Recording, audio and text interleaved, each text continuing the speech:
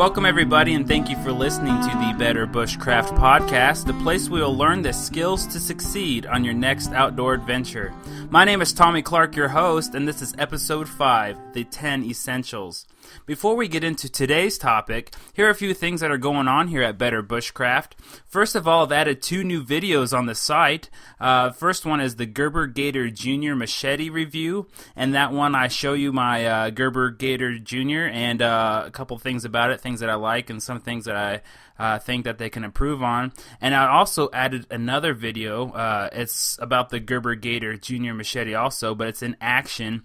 And I show you a couple other things that the Gerber machete can do. It's a great machete for a person on a budget, and it works great. So if you're looking into something of that type of nature, like a machete, I definitely suggest that you check out those videos on the website, which is betterbushcraft.com. I've also added another article, and this one's talking about how to build a small repair kit for bushcrafting.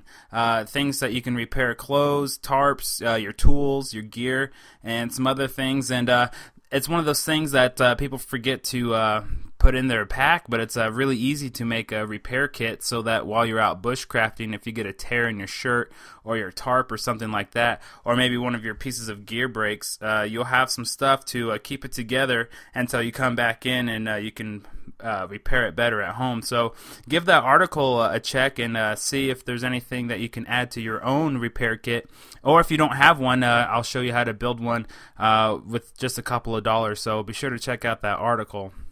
Also, the podcast is getting quite a few downloads. I've been really surprised, so thanks to all of you and all of your support, and hopefully you'll continue on listening and grow with me as I make this podcast the best that it can be. So also on Twitter, it's going pretty well. We're getting new things added every week, so just check it out and follow me, and you can do that. And my Twitter name is Tommy B. Clark. That's Tommy, the letter B, Clark. And then you can follow me and see all the new things that I'm adding there. And also, I give updates on my new articles and videos and things that I'm doing, all pertaining to bushcraft, so be sure to check that out. Also, my YouTube videos are getting more hits every day, and thanks for all of you for watching, and be sure to add me as a friend or even just a subscriber, and also comment. And you can find me on YouTube, just type in Better Bushcraft, and you can see all the videos that I've posted there. So anyways, let's get into today's topic, and which is the 10 essentials. Now, everyone has their own list of items they deem important to bring, while you're bushcrafting. But here's my basic kit for myself, for my location. And feel free to modify these pieces of gear or disagree. This is to help anyone that is just starting out bushcrafting, and even those people who need to lighten their gear load like me. I bring way more than these 10 items, but sometimes it's nice to go back through and realize what you really need, and some things that you can leave at home if you are wanting to pack a little bit lighter. So anyways, I'm just going to go through this list, tell you some of the reasons why I feel that they're important, and hopefully you guys can get some ideas from it. So anyways, the first one is a knife. Now, that's obvious. I don't think anybody should be in the woods practicing bushcraft without a good knife. If you don't have a knife, I say no knife, no go. I mean, that's number one. Because a knife does so many different things. I mean, it processes firewood, you build shelters with your knife, you also build fires, you helps with preparing food, opening cans and packages and stuff like that. You can also build traps with them, making deadfalls and stuff like that. Helps you clean game like fish or anything that you catch.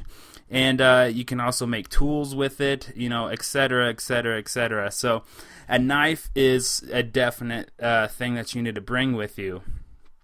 Some good choices if you don't have a good knife. Maybe like when I started out, I just had a cheap knife and it didn't really suit the needs of bushcraft. I think I got it at a gun show a few years back, and it was okay, but it just doled out a lot, and the handle was just one of those cord wrapped, like paracord wrapped handles, and that slipped off after like the first trip, and it just didn't suit my needs. So if you're looking for some good choice for a knife, like what I carry on me, so I recommend is a Becker BK2 from K-Bar. It's a great knife. I shot a video about it if you want to see a video review, but it's a great knife. It's a solid workhorse. It's going to do all the tasks that you need, from processing firewood and also making feather sticks and stuff like that. So you could pick up a Becker BK2, or if you have a budget and you just need something really good to make wood shavings to start a fire and stuff like that, look into the Mora knives. Mora makes some good quality knives for a very inexpensive price. I mean, they run between $15 and $30 or so. The one that I have in particular is a Mora Clipper, and it works great, stays sharp, and it's a great knife for those of you that are on a budget. But, there's a lot more knife options out there. So just look around, do some research on maybe YouTube or something, get some reviews on them, and look for something that's going to suit your needs. And like I said, you need to look for one that can do what you need it to do. So it's probably going to be a mid-sized knife. I recommend anywhere between like a 5-inch or so blade. Preferably full tang, but the Mora is not full tang, and it works great, so that's not necessarily needed. But you don't need like a Rambo knife, one of those huge knives that has a hollow handle and stuff like that, unless that's what you're into. But for more of a practical use, just get something that's solid and it's going to last you for some time. And I carry more than one knife on me, so I guess this number one is more than one thing. But with knives, 2 is 1 and 1 is none, so always make sure you have a backup knife as well, just in case you lose one. So anyways, let's go on to the second of my 10 essentials, which is a fire steel. Fire steels are great. They're very reliable.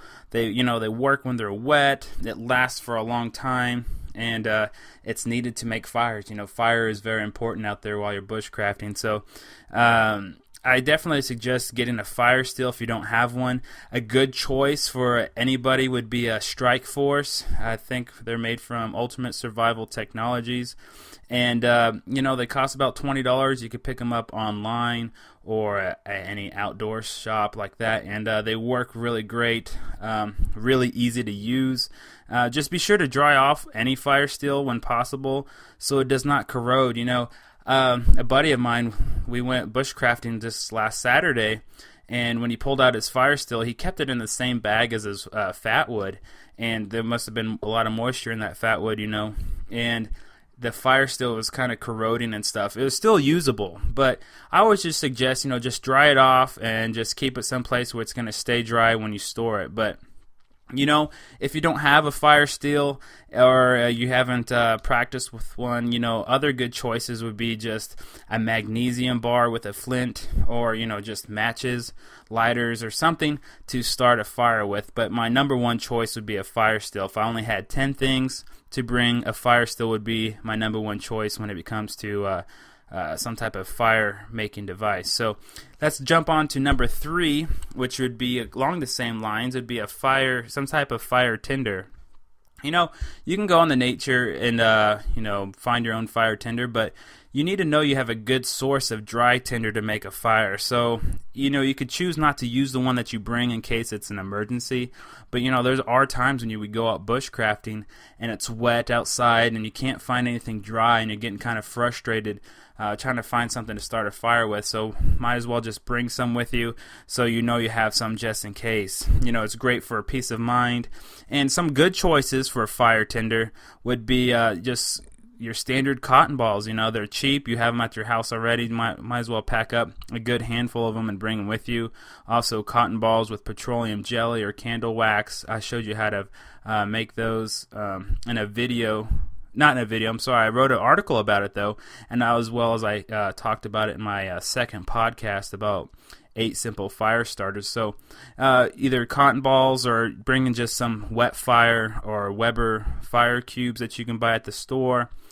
Some homemade egg carton starters, which I showed you how to do as well. or bring some char cloth that you made, or some fat wood, some that you either harvested or you bought online, which would be another good choice. So some type of good fire tinder that with your fire steel you could build a fire in case you can't find some in the woods. So that would be the number 3 thing in my top 10 essentials.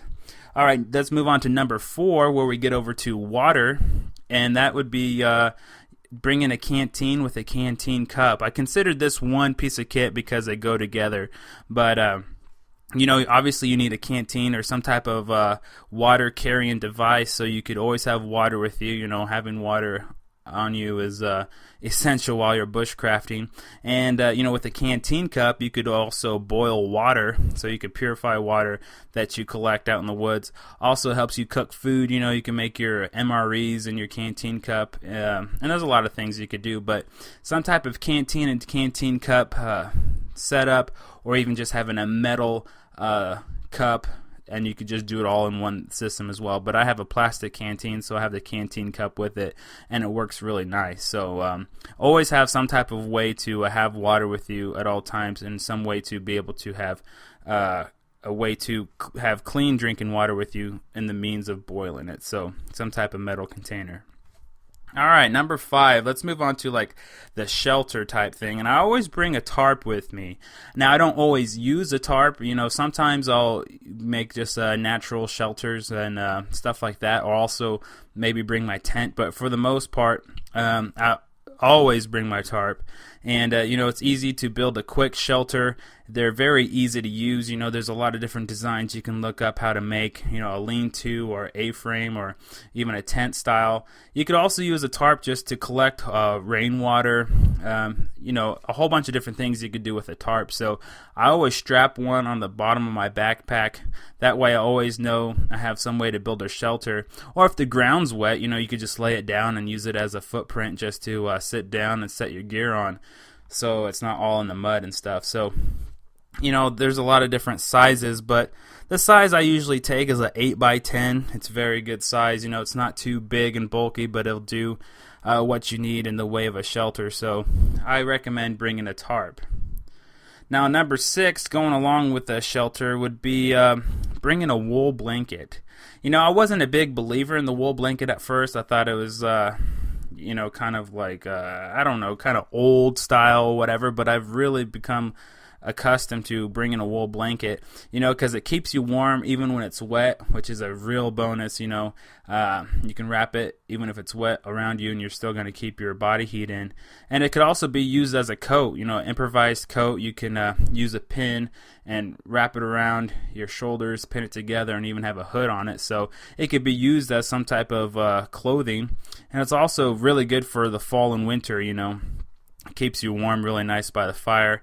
Other good choices would be like carrying an emergency blanket or something like that, or in the hotter months like spring and summer where a wool blanket would be just a little bit too hot, some type of light blanket. But always have something with you to be able to get a little bit more warm in case it's cold outside, and that works really great with the tarp. The tarp and wool blanket combo is really nice for being able to sleep at night. So anyways, let's jump on to number 7, which would be some type of cordage. My favorite is paracord or 550 cord. I use it to build shelters. I can rip out the inner strands for fishing line. You can even make hammocks with it. If you have enough cordage with you, you can learn how to weave it back and forth and make an improvised hammock. You can use it for bindings, like bringing firewood back to your camp. Use it for traps. So many different things you could do with cordage. And I always carry just multiple hanks of cordage. So what I'll do is carry about 150 feet or so and have it in different strands. I got a hank that's only for my tarp setup. So I know when I grab it's my green 550 cord, I know that they're all wrapped around. So like I have a couple 6-foot lengths and a couple 10-foot lengths, and one really long length to strap between the trees. So if you have it already separated out like that, it's really easy and fast to build your shelter. But what you want to do with 550 cord when you do something like that is just burn off the ends so that the inner strands don't start pulling out of there. But it's really easy to do. Now, if you don't have 550 cord, there's other cordage you can use, like climber's rope or even jute twine, string. You could improvise, in the woods by making your own cordage out of vines and stuff, but it's so much easier just to bring some with you. It doesn't cost very much, and there's so many different uses for cordage. I definitely suggest you always have some on you. And for me, I have a lot of cordage. I have some on all my sheaths wrapped around. I wear a paracord bracelet, and like I said, I have several different hanks in my bag as well, so always have that on you. Now, the number 8 essential of my 10 essentials is a first aid kit. This is one of those things where it's the most overlooked. A lot of people forget to bring a standard first aid kit with them, but it's the most important, when it's needed. If you get a gash or, you sprain your ankle or stuff like that. And be sure to pack some personal items as well. You can buy a standard first aid mini trail pack like at Walmart for like $10 or so, and I showed you that in a video on my website if you haven't seen it. But be sure to include some medicines, stuff that you need for your own personal use if you're on medication, or even just ibuprofen, some Imodium I think it's Imodium AD for anti-diarrheal, and maybe some Pepto and stuff like that. So just keep in mind the kind of things that you're going to encounter in the woods and try to prepare for it. And like I said, watch my video on the website for more ideas and to build your basic first aid kit. It doesn't have to be too elaborate, but just have enough things to cover the basics so you're taken care of in the woods. And then number 9 on my 10 essentials would be a hatchet or an axe. You could do a lot of things with a knife, like I said, for number 1, but a lot of things that you could do much easier with a hatchet or axe. It saves calories and time. Instead of using your Becker to cut down a lot of small trees and stuff for shelter building, you might as well pull out your axe or a hatchet and just save some time. And like I said, the axe is crucial in the fall and winter. I love both my hatchet and my axe, but I always switch to my axe in the fall and winter because things are a little bit more, hard to cut down. It's solid, it's frozen, stuff like that. And along with your hatchet or axe, I always suggest you bring a sharpening stone so you can keep it sharp in the woods. What good is a hatchet or an axe if it dulls out on you and you can't do what it needs to do? So just buy a cheap sharpening stone for like $10, learn how to use it, and you'll be good to go. So that is my number 9 of the 10 essentials. And the last thing that I suggest that you bring, now there's a lot of things that could be swapped in and out, but I put in here a signaling device, just in case something goes wrong while you're out in the woods.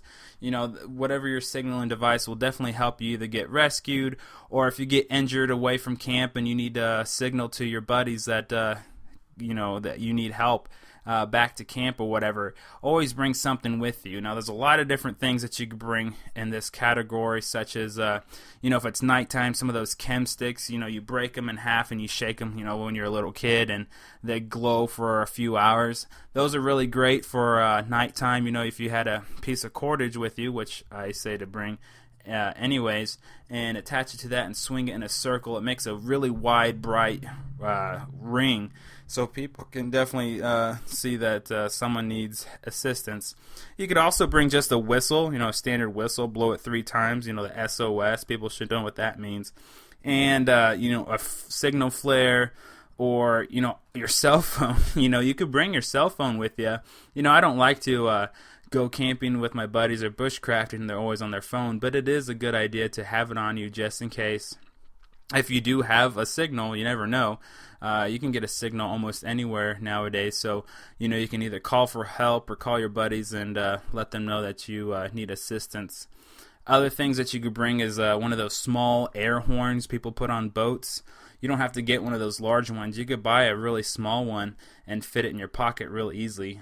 So that'd be another way to signal people. Or even just walkie-talkies. Whenever we go out, we make sure everybody has a walkie-talkie on them just in case. And so those are a few things that you could bring for a signaling device, but I definitely suggest that you bring something of that nature to just be a little bit more cautious and safe in case something goes wrong.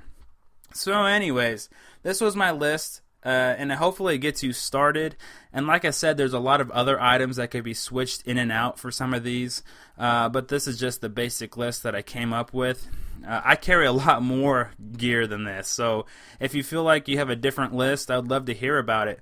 Like I said, a few of these could be switched in and out, especially for different seasons and your location and stuff like that. But if you have a different list, please post it on the website, or you can even reply in an email or post it on Twitter. I just want to see what everyone else's lists look like, and maybe even have a contest. So if we get several people participating and making their own list, maybe we'll have to have some type of contest and a giveaway for that. So be sure to reply to this topic on my website or Twitter or email, and I'll be sure to check that out. And you can email me an email for an idea for the podcast or an article or for videos or even for the site. And my email address is idea@betterbushcraft.com.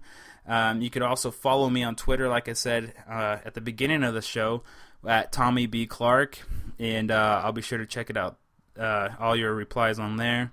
Also, join the Facebook fan page. I apologize, I haven't gotten to that too much lately, but I'm going to be working on that. So my Facebook fan page is Better Bushcraft. You could just go to Facebook and type that in, and you should find the fan page and make sure you like it. And hopefully we get conversations going on there as well. And lastly, you could check me out on YouTube at Better Bushcraft. So anyways, thanks for listening, and please add a review on iTunes if you listen to this podcast using iTunes. And thanks again, and until next week, you guys take care. Have a happy Thanksgiving. You might be listening to this and you're like, Thanksgiving, but as recording this podcast, it's a few days before Thanksgiving, so hope you have good times with your families, and maybe you'll have some time this weekend to go out and bushcraft. That would be really great. So practice your bushcrafting skills, and I'll see you all next week.